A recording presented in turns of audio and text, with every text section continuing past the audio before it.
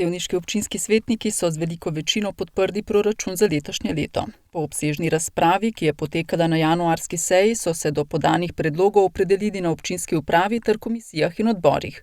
Nekaj pobud in pripomb pa je bilo med svetniki tudi tokrat. Pa tudi čutim, da je malo premalo špar programa, kako če vam povedati. Od plač do KŠTM-ja in tako naprej, do pisarniškega papirja. Tako da pač moje mnenje bo danes drugačno. Verjamem, da bo proračun sprejet. Drugo je pa, recimo, primer e-kolesa, je potrebno, ni potrebno, ampak kar sem začutil na tisti razpravi v Odboru za finance, niti še ne vemo, na kak način se bo ta projekt izpeljal.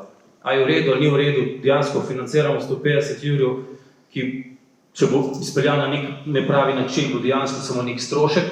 Pri e-kolesih se na področju mobilnosti zadeve hitro spreminjajo, da se povezujemo z drugimi okolji, da povezujemo tudi železnico, ki vstopa v to mobilnost in da poskušamo na tem optimirati zadevo in bomo to tudi delali naprej, tako da z to temo bo najmanj resorni odbor seznanjen, kakšne bodo rešitve in verjamem, da bodo racionalne. Za naložbe bodo letos namenili dobrih 14 milijonov evrov, najpomembnejši pa bosta izgradnji osnovnih šol Blanca in Ane Gale Sevnica. Za izvedbo nekaterih naložb se bodo zadolžili pri poslovni banki in sicer za slabe 3 milijone evrov. Na tiste projekte, ki so takrat aktualni in je smiselno in so dolgoročne narave, tudi šole, vrtci recimo, so dolgoročne narave in se pravi, je smiselno zadolževanje.